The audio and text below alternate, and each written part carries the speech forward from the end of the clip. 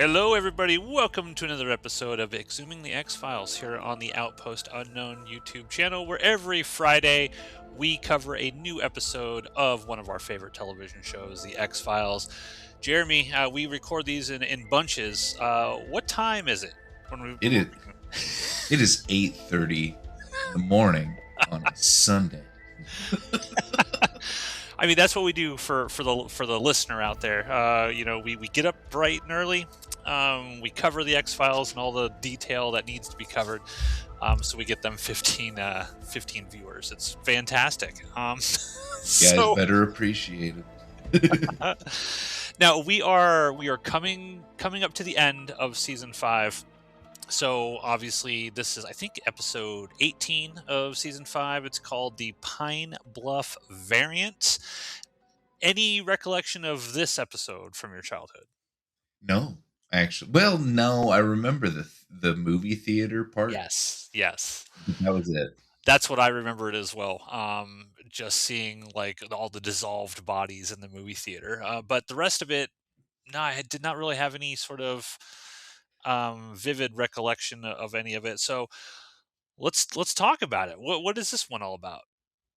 Well, it starts with Fox Mulder just jogging around, getting his exercise in, but you end up finding out that he's just part of a stakeout.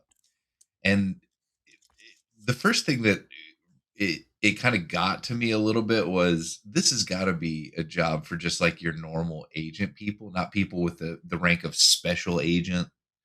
Like I can understand that they need bodies from time to time to do big operations at the FBI, and they might bring him in or him and Scully in, but just having him run around a park observing some other dude just seems like out of character. But oh well, he's doing it. All the while, Scully and Skinner are inside a van, like in the worst position possible. That's another thing that I noticed is they have cameras everywhere watching this target go do a drop off, Yeah.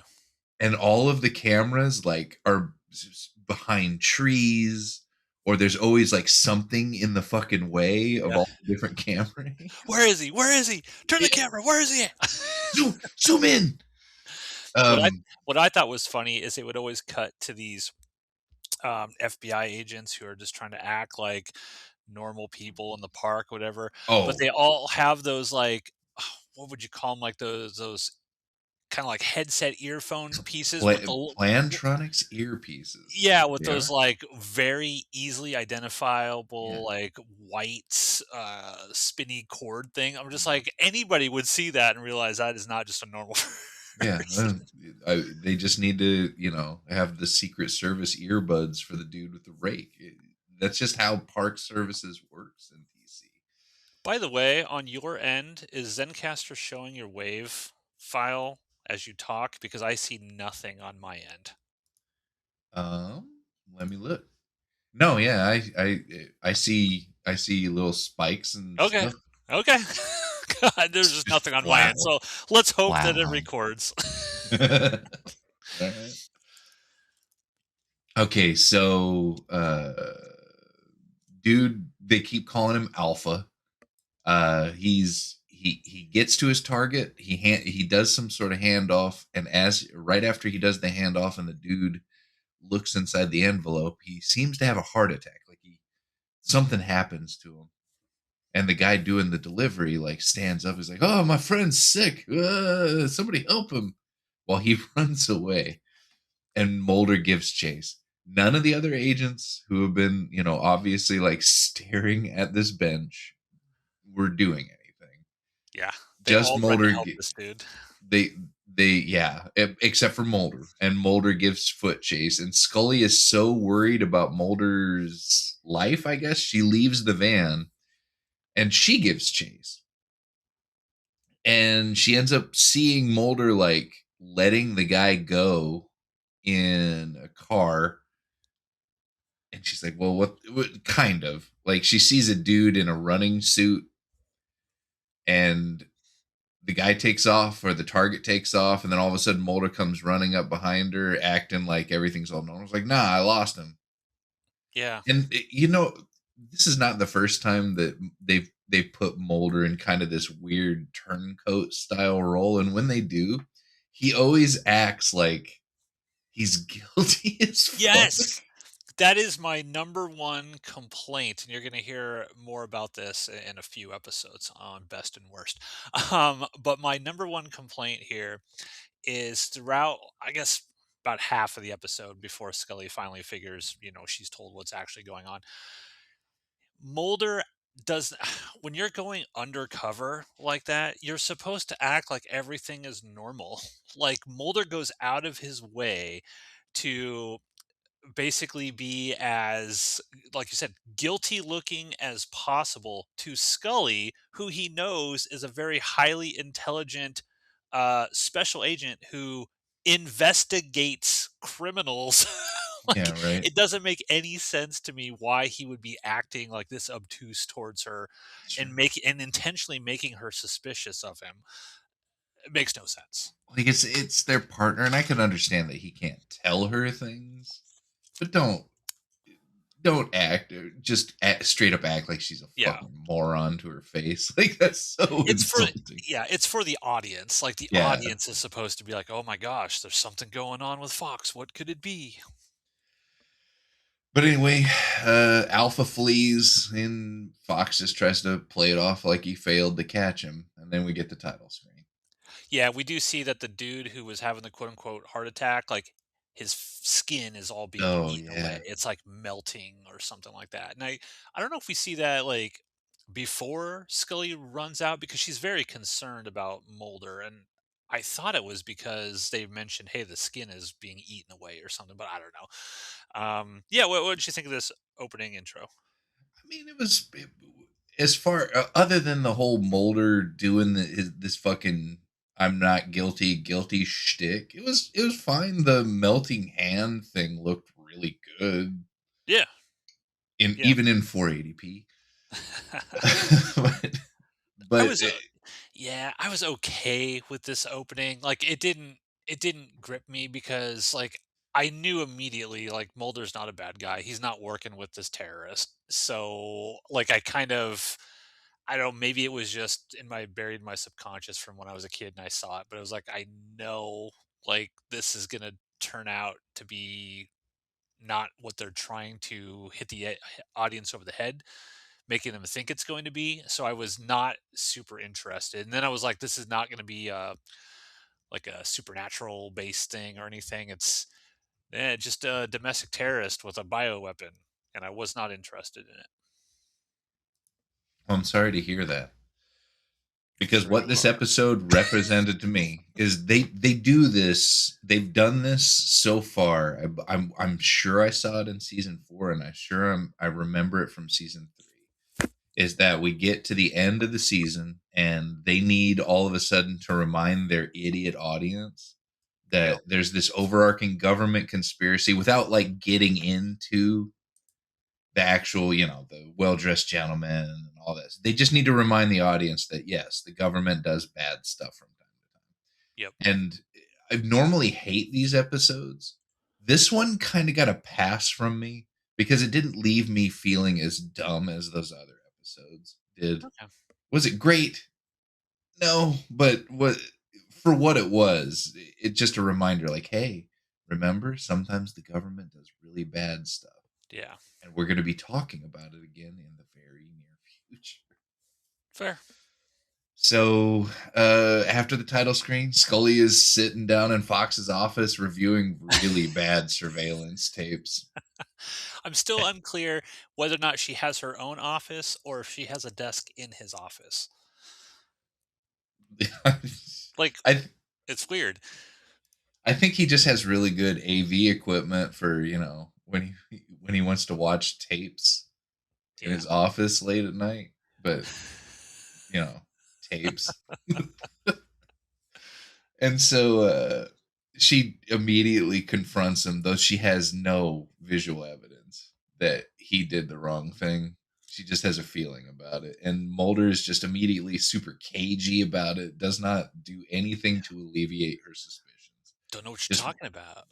writes her off. They end up going to this giant uncomfortable meeting where they have three tables Oh butt up to each yeah. other where people are like sometimes you see the what do you call that, a shoe horseshoe Yeah. style table where everybody's sitting around the outside. Now imagine everybody's sitting around the outside and the inside of the table too. Like they just crammed a bunch of people into this audience, and I'm like, I would hate that. Yeah.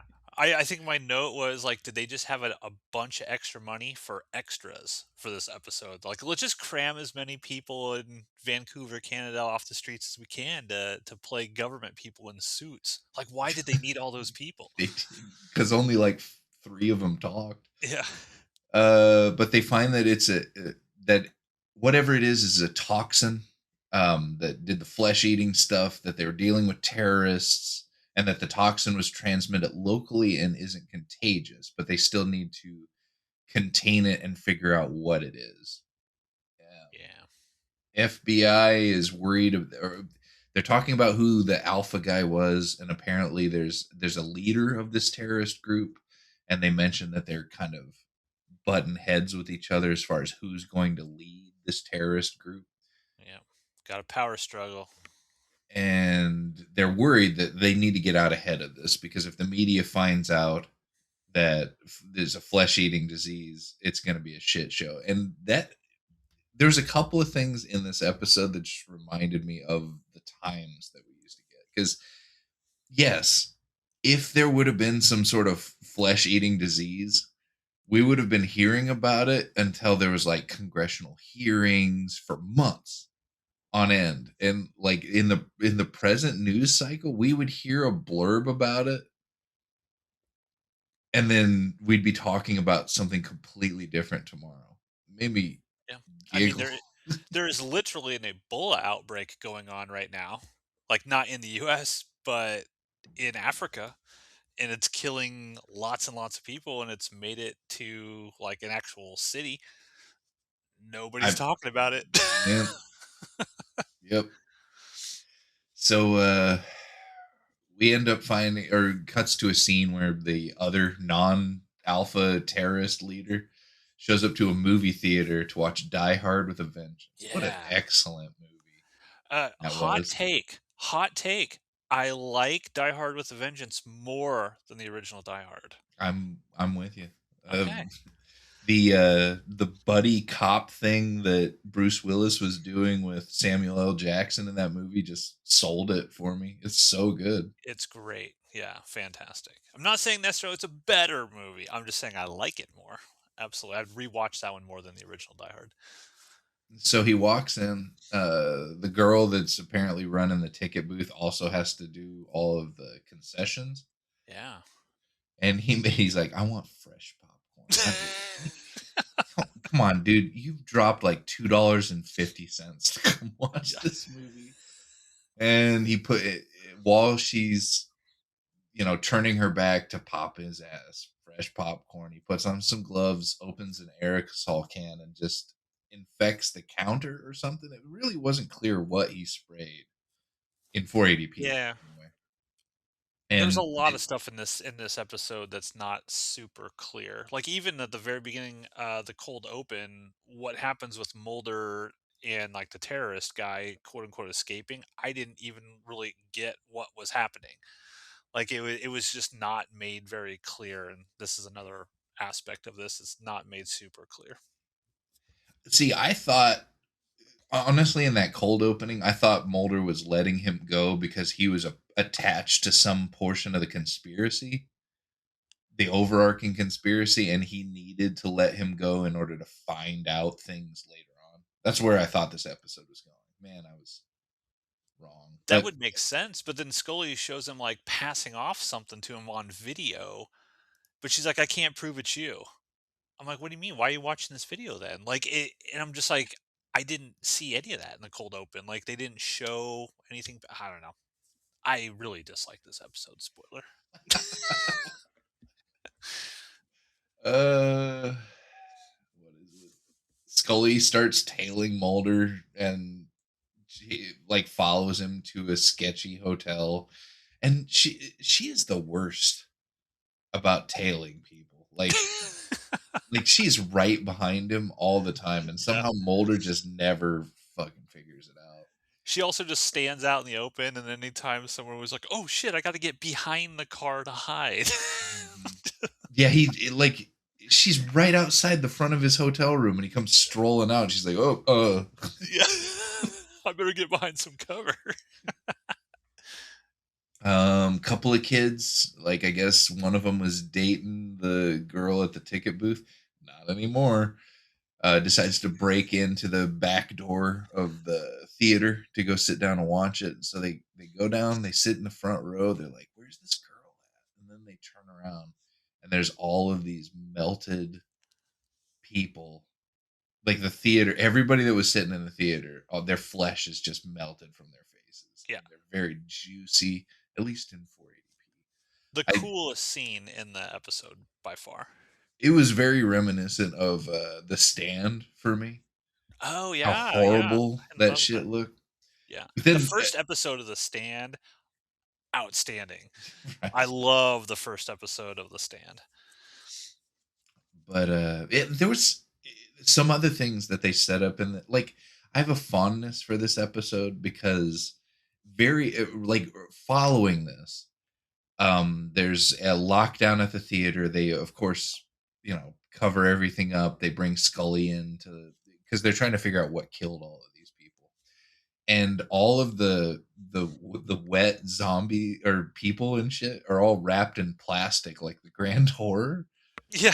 And I'm like, okay, I understand that they did this from like making it look like a quarantine sort of thing, but did they also do it because they had all these juicy skeletons and didn't want to mess up the Yeah, theater? that's a good point. That's a good point. I For was like, those who don't know, oh, the Grand Horror, you can find it on our YouTube channel. Go to the Dead Lantern Pictures playlist. You can find the Grand Horror starring Jeremy.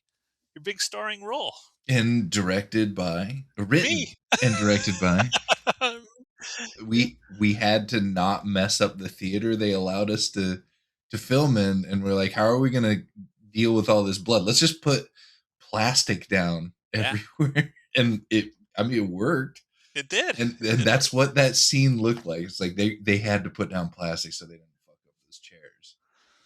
Is what it felt like. I'm like, okay, cool. We're not the only people making bad decisions for practical reasons. Um, then That we scene, by the way, that scene with Scully in there also drove me nuts because there's two moments that drove me nuts in that. One is when she first walks into the theater and they talk about the ticket booth girl, but they don't show it.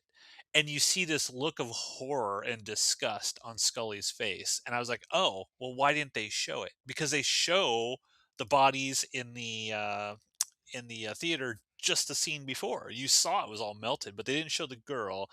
And then when Scully's in the actual theater trying to figure out how is this deadly biopathogen released, she looks down and sees a movie ticket, and I'd be like, okay, Scully's gonna be like, hey, somebody, get the people in here, the team, let's remove this from here and get it tested. She picks it up with her fingers. It just looks at it closely, and then it's like, huh, and then it like goes away. I'm like, Scully, come on.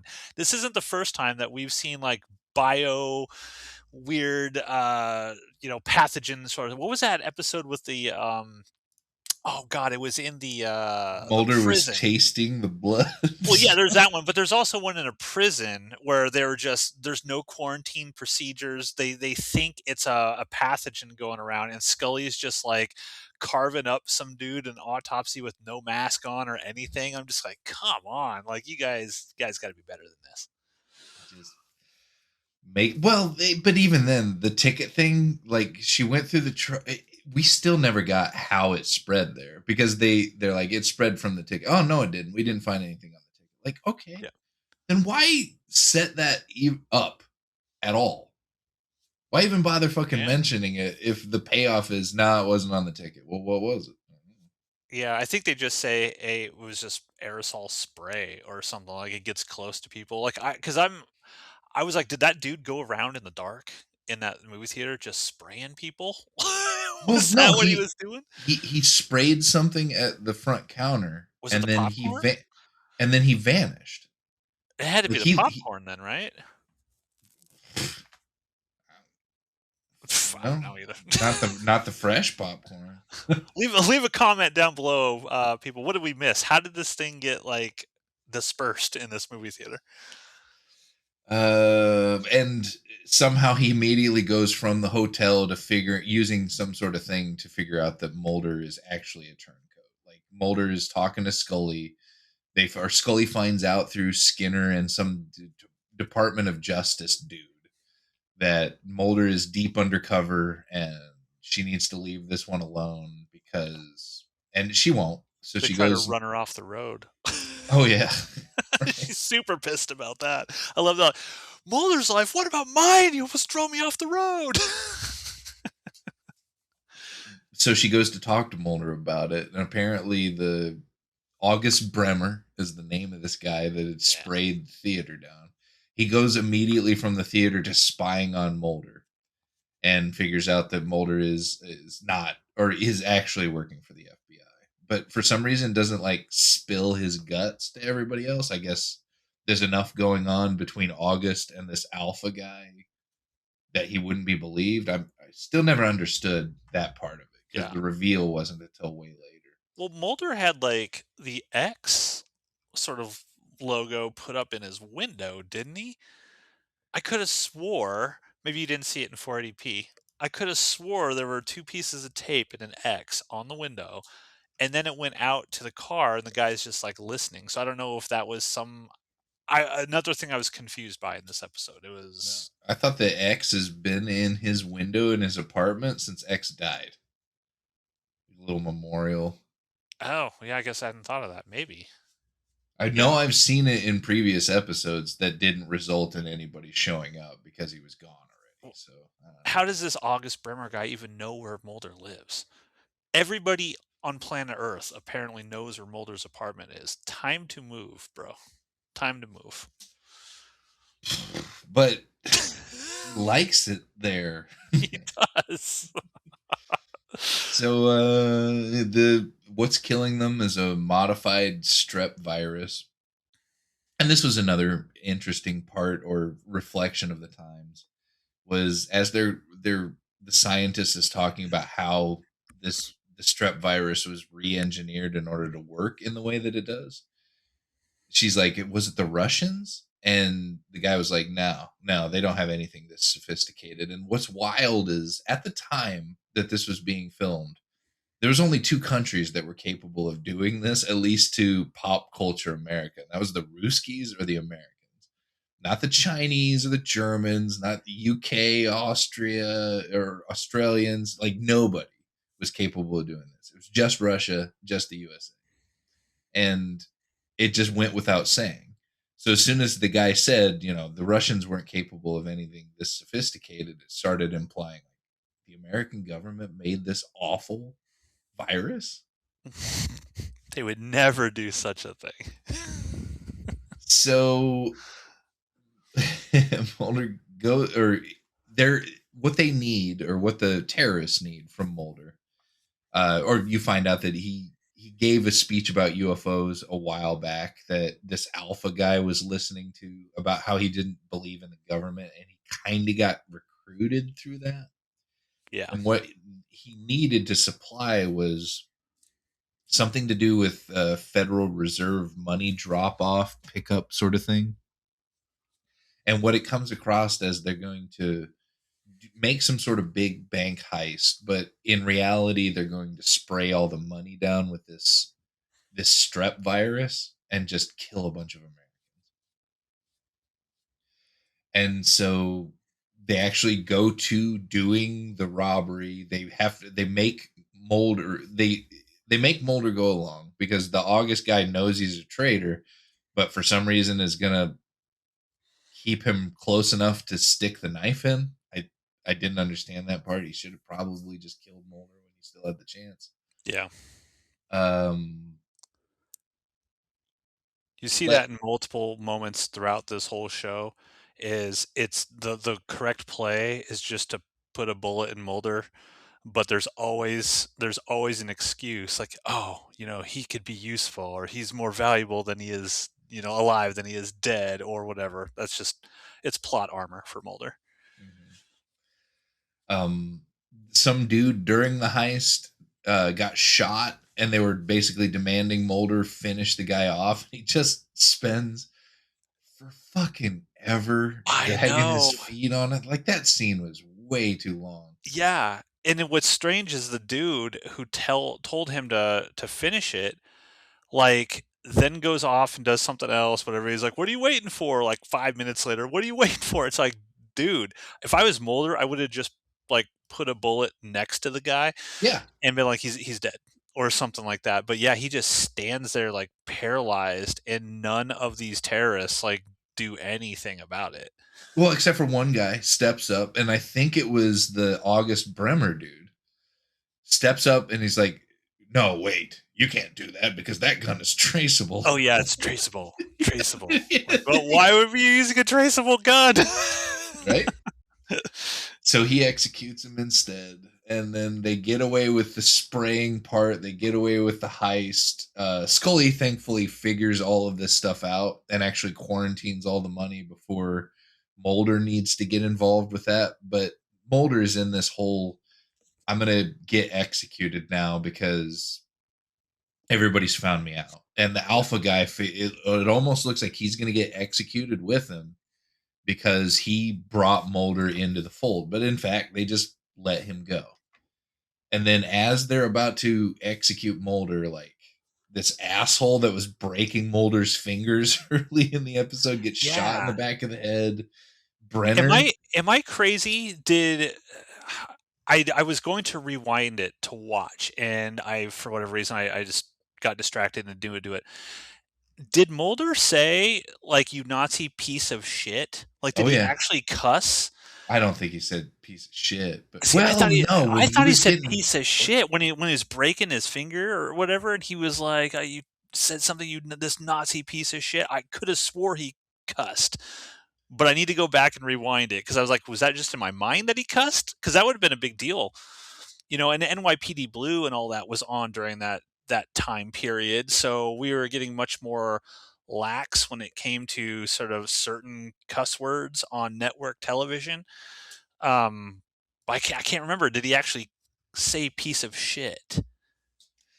I mean, you and I both could not be arsed to hit the right fucking rewind button, so we'll never know. What? Tell us down in the comments. Yeah, Did the did he? word shit come out in Yeah. 480p or whatever?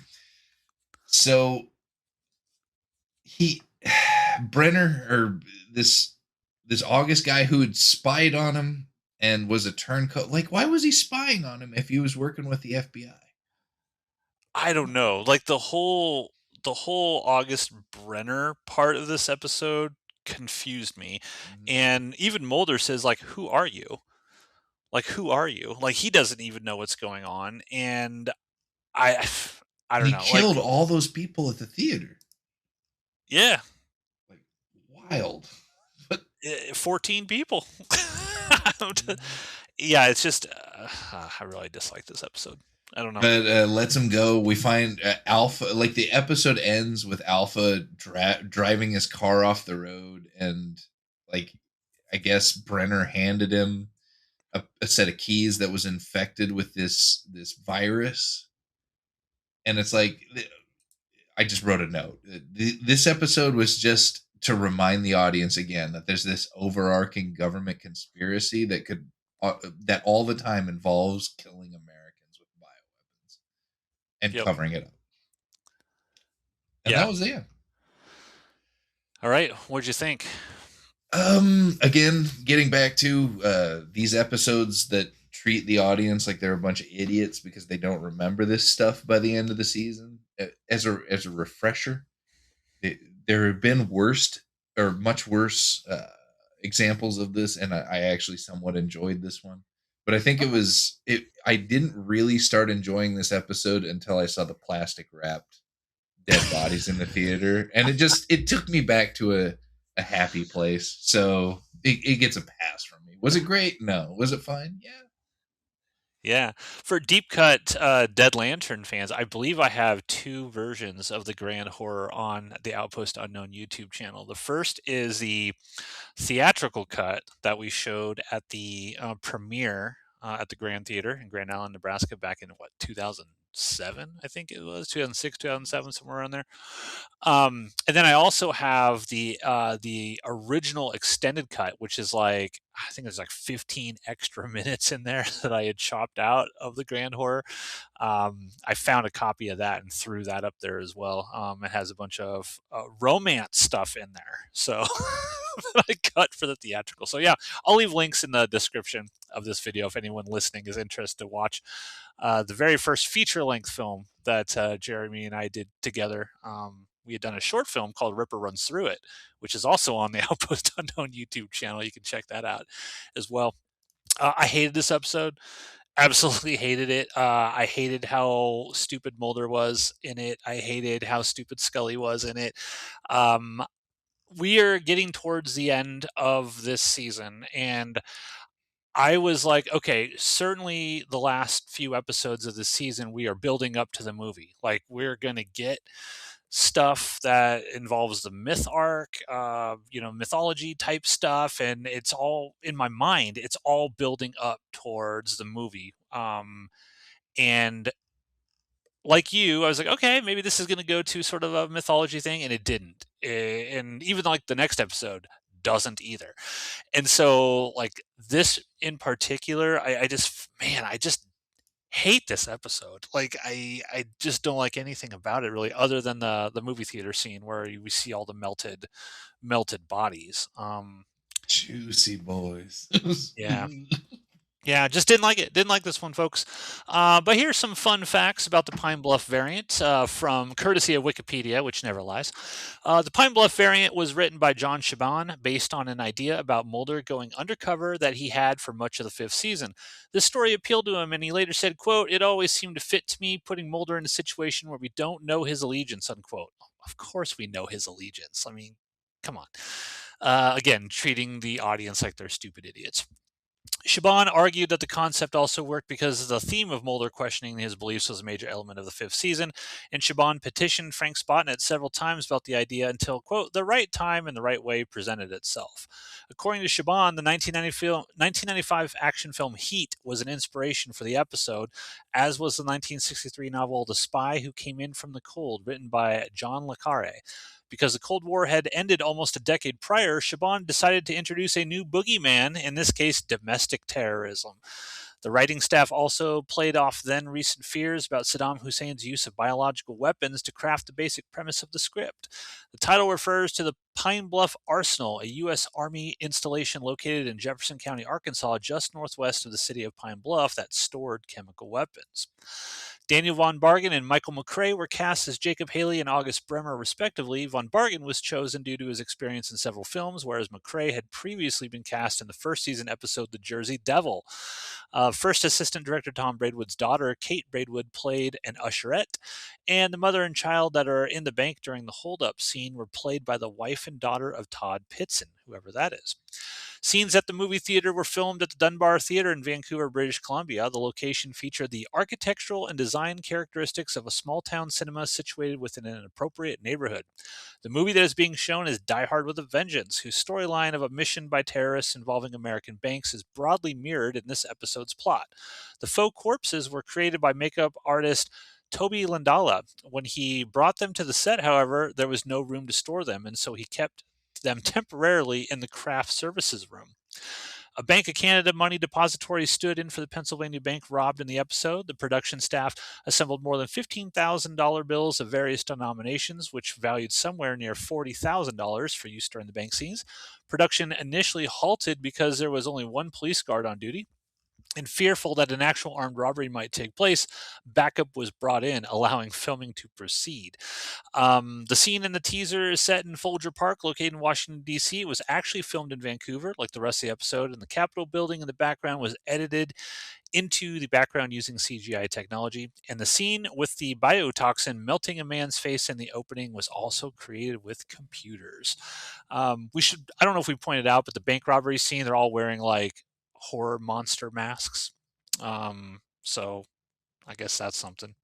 Well, that Hey, was the mirroring the Heat part, because I was thinking yeah. like none of this was anywhere near as good as the movie Heat, but Oh yeah, that no, was a no. nod. Heat is incredible. Excellent. It's fantastic. Did you know they're Michael Mann's doing Heat 2, and it's filming right now, I think. Uh, How does that make you feel? like the rest of my pop culture history from my childhood and early teens, late teens, and early 20s just being hoarded out for money. Yep, yep. Capitalism, folks. With that, that's all we got to say about the Pine Bluff variant. Please join us next week as we talk Folie à Deux, not the Joker movie. We are going to be talking about a Monster of the Week episode. And of course, hit that like and subscribe. Go watch The Grand Horror, and Ripper runs through it. Let us know what you think of my directing and Jeremy's stellar acting. Jeremy, wasn't there one point we had a review way back in the day where someone said you were like a young James Vanderbeek? Remember that? Was it a young Lance Henriksen? That too. Yeah, you were always like compared to other actors. You're the only actor in any of the movies that were like, hey, this guy is like reminiscent of this famous actor. So I sure let it go to my head. I'll tell you. All right, we'll see you next Friday, folks. Take it easy.